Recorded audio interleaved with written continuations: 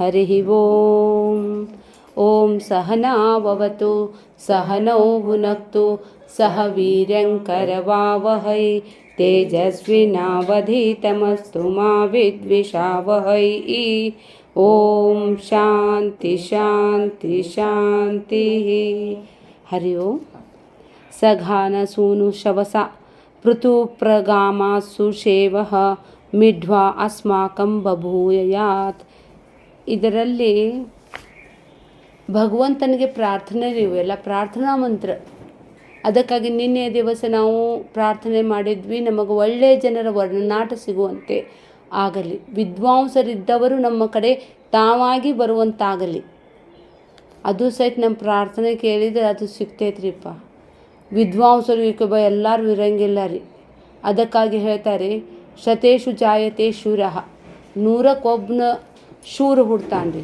ಶತೇಶು ಜಾಯತೆ ಶೂರಃ ಸಹಸ್ರೇಶು ಪಂಡಿತಾ ದಶಸಹಸ್ರೇಶು ವಕ್ತಾ ದಾತಾ ಭವಾನ ನವ ಅಂತ ಹೇಳ್ತಾರೆ. ಅಂದರೆ 100 ಮಂದಿ ಒಳಗೆ ಒಬ್ಬನ ಬಾಡಿ ಬಿಲ್ಡರ್ ಇರ್ತಾನೆ ರೀ. 1000ಕ್ಕೊಬ್ಬ ಪಂಡಿತನಿರ್ತಾನೆ. 10,000ಕ್ಕೊಬ್ಬ ಅದನ್ನು ಓದಿದ್ದನ್ನು ಹೇಳಲಿಕ್ಕೆ ಬರುವಂತಹ ವಕ್ತಾ ಇರ್ತಾನೆ. ಆದರೆ ಜಗತ್ತಿನಲ್ಲಿ ದಾನಿ ಹುಟ್ಟಬಹುದು, ಹುಟ್ಟದೇ ಇರಬಹುದು. ಅದಕ್ಕಾಗಿ ಜೀವನದಲ್ಲಿ ಕೊಡುವನು ಪರಮಾತ್ಮ ರೀ. ದದಾತೀತಿ ಹಿ ದೇವಾಹ. ಕೊಡುವನು ಶ್ರೇಷ್ಠ. ಕೊಡುವಂಥವ್ರು ಸಿಗ್ಬೇಕಂದ್ರೂ ಭಾಳ ತ್ರಾಸದ ರೀ. ಲಾಕ್ಡೌನ್ನಾಗ ಎಲ್ಲರೂ ಮನೆಗೆ ಹೋಗಿ ಎಲ್ಲ ಕೆಟ್ಟಿ ಕೊಟ್ಟು ಬರೋದು ಎಷ್ಟು ದೊಡ್ಡದ ರೀ. ಅವಶ್ಯಕತೆ ಇದ್ದವರಿಗೆ ಕಿವಿಲಿಂದ ಕೇಳಿದ ತಕ್ಷಣ ಕೊಡುವಂಥವ್ರು ಯಾರೋ ಒಬ್ರು ರೀ. ಹಾಗೆ ಅಂಥವ್ರು ಕೊಡೋರು ನಮಗೆ ಸಿಗುವಂತಾಗಲಿ ಅಂತೇಳಿ ಆ ದೇವ್ರ ಕಡೆ ಬೇಡ್ಕೋಬೇಕ್ರಿ. ಕಂಡವ್ರಿಗೂ ಸಿಗಂಗಿಲ್ಲ ನೋಡಿರಿ ಚಲೋ ಮಂದಿ. ಅದಕ್ಕಾಗಿ ಇದರಲ್ಲಿ ಈಗ ಈ ಶ್ಲೋಕದಲ್ಲಿ ಅವರು ಹೇಳ್ತಾ ಇದ್ದಾರೆ, ನಮಗೆ ಒಳ್ಳೆಯ ಪುತ್ರನನ್ನು ನೀನು ಕೊಡು. ಒಂದು ಮನೆತನ ಉದ್ಧಾರ ಆಗಬೇಕು, ಒಂದು ಮನೆತನ ಹಾಳಾಗಲಿಕ್ಕೆ ಅಲ್ಲಿ ಹುಟ್ಟಿರುವಂಥ ಸಂತಾನದಿಂದಲೇ ರೀ. ನಮ್ಮ ಹುಟ್ಟುವಂತಹ ಮಗ ಅವನು ಪುತ್ರನಾಗಿರಬೇಕು, ಕುಲ ಉದ್ಧಾರಕನಾಗಿರಬೇಕು. ಕುಲ ಉದ್ಧಾರ ಆಗಬೇಕು, ನಮ್ಮ ಊರು ಉದ್ಧಾರ ಆಗಬೇಕು, ನಮ್ಮ ದೇಶ ಉದ್ಧಾರ ಆಗಬೇಕು. ಹಾಗೆ ಜಗತ್ ಕಲ್ಯಾಣ ಮಾಡುವಂಥ ಮಗನನ್ನು ಕೊಡು ಅಂತೇಳಿ ತಂದೆ ತಾಯಿಗಳು ಇಬ್ಬರೂ ಪ್ರಾರ್ಥನಾ ಮಾಡಬೇಕ್ರಿ ಇದರಲ್ಲಿ. ಅದಕ್ಕಾಗಿ ಉತ್ತಮವಾದ ಬೀಜ ತಂದೆ ರೀ, ಉತ್ತಮವಾದ ಫಲಪ್ರದವಾಗಿರುವಂಥ ಭೂಮಿ ತತ್ವ ಅಂತೇಳಿದ್ರೆ ತಾಯಿ. ಇಬ್ಬರೂ ಕೂಡಿ ನಮಗೆ ಎಂಥ ಮಕ್ಕಳು ಬೇಕನ್ನೋದನ್ನು ಈ ಶ್ಲೋಕದಲ್ಲಿ ಅವರು ಹೇಳ್ತಾ ಇದ್ದಾರೆ. ಹೇಗೆ ಅಂತ ಹೇಳಿದರೆ, ಸಹ ಅಂದರೆ ಯಾವ ಸೂನು ಅಂತ ಹೇಳಿದ್ರೆ, ಸೂನ್ ಅಂತ ಹೇಳಿದ್ರೆ ಸೊಸೆ ಅಂತಾರಲ್ರಿ. ಸೂನ್ ಅಂದ್ರೆ ಇಲ್ಲೇ ಸಂಸ್ಕೃತದಲ್ಲಿ ಸುಪುತ್ರ ಅಂತ ಹೇಳ್ತಾರೆ ರೀ. ಮಗ ಇದ್ರೆ ಸೂನ್ ಬರ್ತಾಳೆ. ಮಗನರೇಕೆ ಮಗನ ಪುಣ್ಯರೇ ಏಕೆ ಸಾತ್ ಏಕ್ ಫ್ರೀಯರೇ ಅದ. ಸೂನಃ ಶವಸಾಹ ಅಂತ ಹೇಳಿದರೆ ಎಂಥ ಮಗ ಹುಟ್ಟಬೇಕು ಅಂತ ಹೇಳಿದರೆ, ನಾವು ಗಳಿಸಿಟ್ಟಿದ್ದರ ಮೇಲೆ ಬರುವಂಥ ಮಗ ಅಲ್ಲ ರೀ. 0 ಬ್ಯಾಲೆನ್ಸ್ಲಿಂದ ಮೇಲೆ ಬರುವಂಥ ಮಗ. ಅಂದರೆ ತನ್ನ ಪುರುಷಾರ್ಥ ಬಲದಿಂದ ಅತ್ಯುತ್ತಮ ಗುಣದಿಂದ ಅವನು ಎಲ್ಲ ಸಂಪತ್ತನ್ನು ಗಳಿಸಿರಬೇಕು. ಧನ ಸಂಪತ್ತು, ಜನ ಸಂಪತ್ತನ್ನು ಗಳಿಸಿರಬೇಕು. ಹಾಗೆ ಆರೋಗ್ಯ ಸಂಪತ್ತನ್ನು ಇಟ್ಟುಕೊಂಡಿರುವಂತಹ ಮಗನನ್ನು ಕೊಡು ಅಂಥೇಳಿ ಆ ತಂದೆ ತಾಯಿಗಳು ಇಲ್ಲೇ ಕೇಳ್ತಾ ಇದ್ದಾರೆ. ಹೀಗಾಗಿ ಪರಮಾತ್ಮನ ಕೃಪೆ ಇಲ್ಲದೆ ಯಾರಿಗೂ ಯಾವುದೂ ಸಿಗೋದಿಲ್ಲ ರೀ. ಬೇಡಿದ್ರೆ ಸಿಗಬೇಕಂದ್ರೂ ಸಹಿತ ನಾವು ಸಹಿತ ಉತ್ತಮ ಕರ್ಮಗಳನ್ನು ಮಾಡಿ ಆಮೇಲೆ ಭಗವಂತನಿಗೆ ಕೇಳಬೇಕ್ರಿ. ಭಗವಂತನಿಗೆ ಬರೇ ಧನಂ ಧಾನ್ಯಂ ಪಶುಂ ಕೇಳುವಂಗಿಲ್ಲ ರೀ. ಕೇಳೋದಾಗಿದ್ದೆ ಆದರೆ ಒಳ್ಳೆಯ ಪುತ್ರನನ್ನು ಕೇಳಿರಿ. ನಿಮ್ಮ ಆರೋಗ್ಯವನ್ನು ಕೇಳಿದ್ರೆ ಪರಮಾತ್ಮ ಕೊಡ್ತಾನೆ ರೀ. ಬರೀ ದೇ ಪರಮಾತ್ಮನಿಗೂ ಗೊತ್ತಾಗ್ತೈತಿ ಯಾರಿಗೆ ಕೊಡಬೇಕು, ಯಾರಿಗೆ ಕೊಡಬಾರ್ದು, ಯಾರಿಗೆ ಯಾವಾಗ ಏನು ಕೊಡಬೇಕು ಅನ್ನೋದು ಅವನಿಗೆ ಗೊತ್ತಿದೆ. ಕೇಳೋದು ಅಪ್ಲಿಕೇಶನ್ ಹಾಕೋದು ನಾವದೇವಿ. ಆದರೂ ಸಹಿತ ಇಲ್ಲೇ ಕೇಳ್ತಾ ಇದ್ದಾರೆ, ಎಂಥ ಮಗ ಹುಟ್ಟಬೇಕು ಅಂತ ಹೇಳಿದ್ರೆ ಸುಶೇವಾಹ ಅಂತ ಹೇಳ್ತಾರೆ. ಶೋಭಾಯಮಾನವಾಗಿರಬೇಕು ಮತ್ತು ಅವನು ಸುಖವರ್ಧಕನಾಗಿರಬೇಕು. ಅಂದರೆ ಆ ಮಗು ಶೋಭಾ ಅಂದರೆ ಅವ್ರು ಬರುವುದರಿಂದಲೇ ಆ ಕಾರ್ಯಕ್ರಮಕ್ಕೆ ಒಂದೇ ಶೋಭಾ ಉಂಟಾಗಬೇಕ್ರಿ. ಅಂದರೆ 10 ಜನರಿಗೆ ಉಪಯೋಗ ಆಗುವಂತಹ ಮಗನನ್ನು ನನಗೆ ಕೊಡು. ಅವನು ಹೇಗಿರಬೇಕು ಅಂತ ಹೇಳಿದರೆ ಸುಖವರ್ಧಕ, ಸುಖಕರ್ತ ದುಃಖಹರ್ತ ಅಂತಾರಲ್ರಿ, ಸುಖವನ್ನು ಇನ್ನೂ ಹೆಚ್ಚು ಹೆಚ್ಚು ಹೆಚ್ಚು ಕೊಡುವಂತನೂ ಆಗಬೇಕು. ಅದಕ್ಕಾಗಿ ನಮಗೆ ಮಗ ಹುಟ್ಟಿದರೂ ಸಹಿತ ಅವನು ನಮ್ಮ ಯೋಗಕ್ಷೇಮವನ್ನು ತೆಗೆದುಕೊಳ್ಳಲಾರದೆ ತಮ್ಮ ಹೊಟ್ಟಿಲಿಂದ ಹೊಟ್ಟಿಸಿದ ತಂದೆ ತಾಯಿಗೂ ಮತ್ತು ತಮ್ಮ ಸಾಕಿದವರಿಗೂ ಸಾಕಬೇಕ್ರಿ. ಅವನ ಕೃತಜ್ಞನಾಗಿರಬೇಕು. ಕೃತಜ್ಞನಾಗುವಂತಹ ಮಗ ಹುಟ್ಟಬಾರ್ದ್ರಿ. ಈಗಿನ ಕಾಲಕ್ಕೆ ಅಂತೇವೆ ನೋಡ್ರಿ, ನೀನ ಹುಟ್ಟಬೇಕಿತ್ತೇನಪ್ಪ, ನಿಮ್ಮ ಕರ್ತವ್ಯ. ಯಾರು ಹುಟ್ಟು ಸಂದಿದ್ರು ಅಂತಾರ್ರಿ ಅವ್ರು ಮತ್ತು ನಮಗೆ. ಅದಕ್ಕಾಗಿ ಇಲ್ಲಿ ಹೇಳ್ತಾ ಇದ್ದಾರೆ, ಮಿಡ್ವಾನ್ ಅಂತ ಹೇಳಿದರೆ ಆ ಮಗನು ನಮಗೆ ಎಲ್ಲ ವಿಧದಲ್ಲಿ ಸುಖವನ್ನೇ ಕೊಡುವಂಥವನಾಗಿರಬೇಕು. ಎಲ್ಲ ರೀತಿಯಿಂದನೇ ರೀ. ಅವನ ವಿದ್ಯೆಯಿಂದ ಪೂರ್ಣನಾಗಿರಬೇಕು. ಅವನ ಆರೋಗ್ಯ ಶಕ್ತಿ, ಅವನು ತನ್ನ ಇದನ್ನು ಬಾಡಿ ಬಿಲ್ಡ್ ತಾನೇ ಮಾಡ್ಬೇಕ್ರಿ. ಯಾರು ತಂದೆ ತಾಯಿ ಅದನ್ನು ಮಾಡೋಕ್ಕೆ ಬರೋಂಗಿಲ್ಲ. ಸ್ವ ಅರ್ಜನೆ ರೀ. ಬೆಳಿಗ್ಗೆ ಅವನ ಹೇಳ್ಬೇಕು, ಅವನ ಎಕ್ಸಸೈಸ್ ಮಾಡಬೇಕು, ಅವನ ಪ್ರೋಟೀನ್ ಯುಕ್ತ ಆಹಾರ ತೊಗೋಬೇಕು. ಅಂದರೆ ಮನುಷ್ಯ ಎಲ್ಲ ವಿಧದಲ್ಲಿ ಸುಖ ಕೊಡುವಂಥವನಂತ ಹೇಳಿದರೆ ಆ ಮಗನನ್ನು ನೋಡಿ ಆ ಮಗನಿಂದ ನಮ್ಮನ್ನು ಗುರುತಿಸಬೇಕು. ಅಂಥ ಮಗನನ್ನು ನನಗೆ ದಯಪಾಲಿಸು. ಮತ್ತೆ ಹೇಳ್ತಾ ಇದ್ದಾರೆ, ಆ ಮಗನಿಗೆ ಏನೇನಿರಬೇಕಪ್ಪ ಅಂತ ಹೇಳಿದರೆ ಅವನು ಸಕಲ ಧಾರ್ಮಿಕ ಕರ್ಮಗಳನ್ನು ಮಾಡುವಂತನೂ ಆಗಿರಬೇಕು. ಧಾರ್ಮಿಕ ಕರ್ಮನೂ ಮಾಡಬೇಕ್ರಿ. ಮನುಷ್ಯ ಬರೀ ನಾವು ಹೊರಗಿಂದ ಅಷ್ಟೇ ದುಡಿತೇವಂತಿಲ್ಲ, ಅದರೊಳಗೆ ದೇವತಾರಾಧನೆ ಇರಲಿ. ಅದಕ್ಕಾಗಿ ತಾಯಿ ತನ್ನ ಹೊಟ್ಟೆಯಲ್ಲಿದ್ದಾಗನೇ ಆ ಮಗನನ್ನು ಸಂಬೋಧಿಸಿ ಮಾತಾಡ್ತಿದ್ಲರಿ. ಅಕ್ಕಿ ಕೆರೆ ಬಾವಿಗಳನ್ನು ಕಟ್ಟಿಸು, ದೇವಾಗಾರಂ ನಿರ್ಮಿಸು ಮತ್ತು ಎಲ್ಲ ಜನರಿಗೆ ನಿನ್ನ ಹಿತವನ್ನು ಮಾಡು ಅಂಥೇಳಿ ಆ ತಾಯಿ ಹೊಟ್ಟೆಯಾಗಿದ್ದಾಗನೇ ಹೇಳ್ತಿದ್ಲು. ಅದಕ್ಕಾಗಿ ದೇವಾಲಯದ ಜೀರ್ಣೋದ್ಧಾರನೂ ಮಾಡ್ಬೇಕ್ರಿ, ಮನಿದು ಜೀರ್ಣೋದ್ಧಾರ ಮಾಡ್ಬೇಕ್ರಿ. ಕಡಿಮೆ ಇಲ್ಲಂದ್ರೂ ಸಹಿತ ಇವು ಅಟ್ರಾಕ್ಷನ್ ಮಾಡಬೇಕು, ಪೇಂಟ್ ಮಾಡಿಸ್ಬೇಕು. ಎಲ್ಲಾದರೂ ಏನಾದರೂ ಸೋರ್ತಿದ್ರೆ ಅದನ್ನು ಸರಿಪಡಿಸೋದು ಯಾರ ಕೆಲಸ ರೀ? ಮಗನ ಕೆಲಸ ರೀ. ಮಗ ಸದೃಢ ಇದ್ದರೆ ಅಲ್ಲಿರುವಂತಹ ಎಲ್ಲ ಕುಟುಂಬದ ಜನರು ನಿಶ್ಚಿಂತವಾಗಿರ್ತಾರೆ. ಅದಕ್ಕಾಗಿ ಇಲ್ಲಿ ಹೇಳ್ತಾರೆ, ಮಗ ರಾಜ ಧಾರ್ಮಿಕೋ ಭವ ಅಂತ ಹೇಳ್ತಾರಲ್ಲ, ಆ ರಾಜನಾಗುವನು ರಾಜನಂದ್ರೆ ಅವ. ಈಗ ಇವರೆಲ್ಲ ಕೇಳ್ತಾ ಇದ್ದಿದ್ದು ನನ್ನ ಮಗ ಎಂಥ ಮಗ ಆಗಬೇಕು? ರಾಜನಂಥ ಮಗನಾಗಬೇಕು. ಧಾರ್ಮಿಕ ಕರ್ಮಗಳನ್ನು ಮಾಡುವಂತನಾಗಿರಬೇಕು. ಸಕಲ ಶಿಲ್ಪ ವಿದ್ಯಾಕರ್ಮ ಅಂದರೆ ಎಲ್ಲ ಶಿಲ್ಪಕಲಾ ಅಂತ ಹೇಳಿದ್ರೆ ಈಗಿನ ಕಾಲಕ್ಕೆ ರೀ ಇದರಿ ಮಿಷ್ನರಿ ಕೆಲಸದ್ದು ಏನಾದ್ರು ಕೆಟ್ಟರೆ ತಾನು ಸರಿ ಮಾಡುವಂಗಿರಬೇಕು. ಮೆಕ್ಯಾನಿಕಲ್ ಇಂಜಿನಿಯರ್ ಆಗಿರಬೇಕು. ಅವನಿಗೆ ಎಲ್ಲಿ ತಪ್ಪಾದ ಸರಿಪಡಿಸುವಂತಹ ಗಂಡ್ಮಕ್ಳು ಶಾಣ್ಯರೇ ಇರ್ತಾರೆ ರೀ ಹೆಣ್ಮಕ್ಳಿಗಿಂತ. ನೋಡ್ರಿ ಏನಾರು ಲೈಟ್ ಗಿಟ್ ಆದ್ರೆ ಅವರ ಒಂದು ಸ್ಕ್ರೂ ಡ್ರೈವರ್ ಪಕ್ಕಡ ತೊಗೊಂಡು ಎಲ್ಲ ಕೆಲಸ ಮಾಡ್ತಾರೆ. ಪಾನ ಗೀನ ತೊಗೊಂಡು ಕೂಡ್ತಾರೆ ರೀ. ಅರವಿ ಹೆಣ್ಮಕ್ಳು ಕೂಡಂಗಿಲ್ಲ ರೀ. ಸೈಕಲ್ ಕೆಟ್ಟರೆ ತಾವ ಸರಿ ಮಾಡ್ಕೋತಾರೆ. ಮನೆ ಒಳಗಿಂದ ಏನಾದರೂ ಎಲೆಕ್ಟ್ರಿಕ್ ಇದು ಆದ್ರೆ ತಾವ ಮಾಡ್ತಾರೆ. ಪ್ಲಂಬರ್ ಕೆಲಸ ತಾವ ಮಾಡ್ತಾರೆ. ಕೆಡಿಸ್ತಾರೆ ರೀ ಮತ್ತು ಬರಲಿಲ್ಲ ಅಂದ್ರೆ. ಆದ್ರೆ ಮಾಡಾಕರ ಹೋಗ್ತಾರೆ ನೋಡ್ರಿ ಅವ್ರು. ತಮ್ಮ ಕಡೆಯಿಂದ ಎಷ್ಟು ಆಗ್ತೈತೆ ಅಷ್ಟು ಮಾಡ್ತಾರೆ ಅವರು.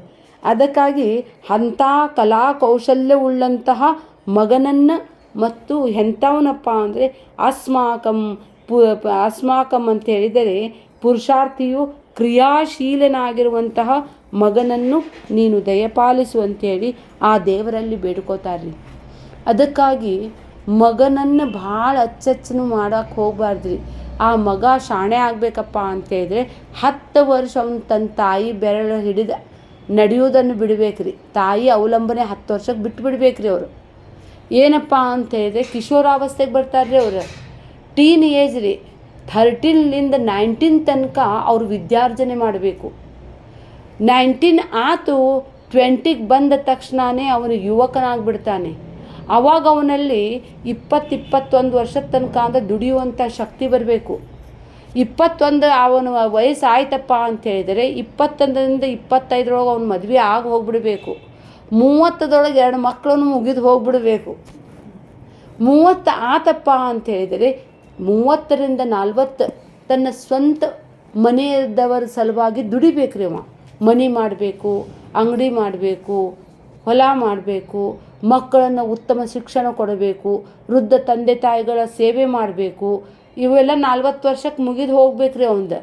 50 ವರ್ಷಕ್ಕೆ ಬಂದಪ್ಪ ಅಂತೇಳಿದರೆ ದುಡಿಯೋದನ್ನು ದುಡ್ದಿರ್ತಾನಲ್ರಿ, ಅದು ನಿಧಿ ಆಗುವಂತೆ ನೋಡ್ಬೇಕು. ಫಿಕ್ಸ್ ಡಿಪಾಸಿಟ್ನ ಎಲ್ಲೆಲ್ಲಿ ಓಲ್ಡ್ ಏಜ್ ಪ್ಲ್ಯಾನ್ ಮಾಡ್ಬೇಕ್ರಿ. ಈಗ 50ಕ್ಕನ ಗೋಲ್ಡ್ ಕಾಯಿನ್ ತೊಗೊಂಡು ಇಟ್ಕೋರಿ. ಬೇಕಂದ್ರೆ ಆಭರಣ ಮಾಡ್ಸೋಕೆ ಹೋಗ್ಬೇಡ್ರಿ, ಗೋಲ್ಡ್ ಕಾಯಿನ್ ಮಾಡಿಸ್ರಿ, ಗೋಲ್ಡ್ ಕಾಯಿನ್ ಇಡ್ರಿ.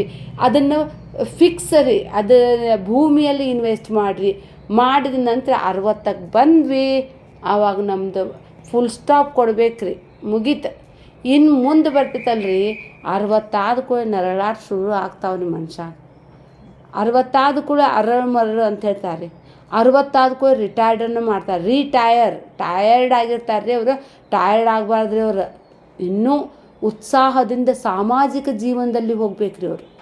ಸಾಮಾಜಿಕ ಜೀವನದಲ್ಲಿ ಹೋಗಿ ಅವನು 60 ವರ್ಷದ ತನಕ 70 ವರ್ಷದ ತನಕ ಸಾಮಾಜಿಕ ಜೀವನ ಮಾಡಿ, ತದನಂತರ ಪರಮಾತ್ಮ ನಿಮಗೆ ಆರೋಗ್ಯ ಕೊಟ್ಟಾನಪ್ಪ 70ರ ಮೇಲೆ ಅಂತೇಳಿದರೆ ನೀನು ಆದಷ್ಟು ಎಲ್ಲದರಿಂದ ವಿಡ್ರಾ ಹಾಕ್ಕೊಂತ ಹೋಗ್ಬೇಕ್ರಿ.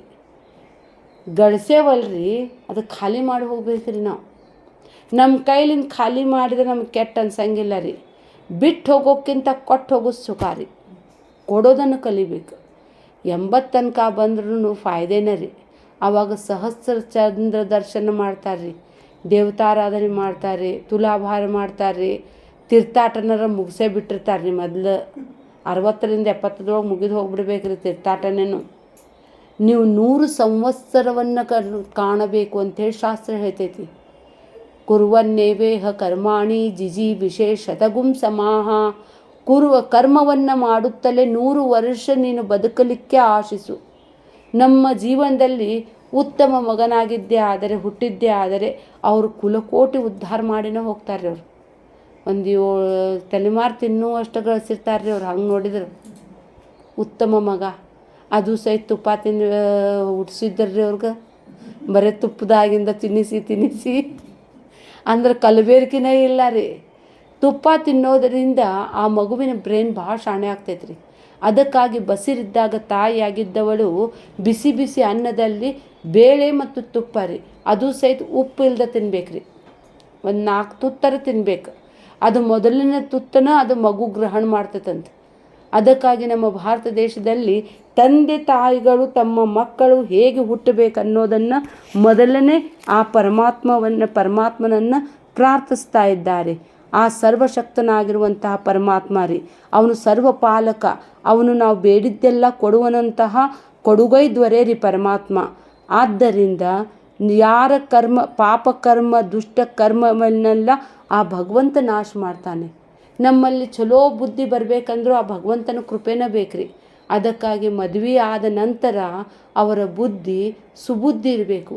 ಆ ತಂದೆ ತಾಯಿಗಳು ಎಂಥ ಭಾವನೆ ಇರ್ತೈತಲ್ರಿ, ಅಂಥ ಭಾವನೆಗೆ ತಕ್ಕಂತೆಯೇ ಮಕ್ಕಳು ಹುಡ್ತಾರೆ.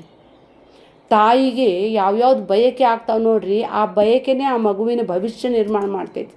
ಅದಕ್ಕಾಗಿ ಆ ಸುಭದ್ರ ಅವಳು ಏನ್ರಿ ಚಕ್ರವ್ಯೂಹದಲ್ಲಿ ಪ್ರವೇಶ ಹಂಗೆ ಮಾಡ್ಬೇಕನ್ನೋದು ಕೇಳಿದ್ಲರೇಕಿ. ಆಕೆ ಯೋಧ ಆಗ್ಬೇಕು ನನ್ನ ಮಗ ಅಂತ ಬಯಸಿದ್ಲು. ಅದರಂತೆ ಅಂಥ ಮಗನ ಹುಟ್ಟಿದಾರಿ. ಅದಕ್ಕಾಗಿ ಕೇಳೋದು ಕೇಳ್ತೀರಿ, ಎಲ್ಲರಿಗೂ ಉಪಯೋಗ ಆಗುವಂಥ ಮಗನನ್ನೇ ಕೇಳ್ರಿ. ಬರೀ ಮನ್ತನಕ್ಕಷ್ಟೇ ಅಲ್ಲ ರೀ, ದೊಡ್ಡ ದೊಡ್ಡ ಸೈಂಟಿಸ್ಟ್ ನೋಡ್ರಿ ಎಷ್ಟು ಮಾಡ್ಯಾರ ಅವ್ರು. ಈಗ ನಮ್ಮ ಫ್ಯಾನ್ ನೋಡಿದ್ರೆ ಅನ್ನಿಸ್ತೈತೆ ರೀ, ಮೊದ್ಲಿನ ಕಾಲಕ್ಕೆ ರಾಜಾಗ ಒಂದು ಹಿಂಗೆ ಹಾಕ್ಕೊಂಡು ನಿಂದಿರ್ತಿದ್ರು.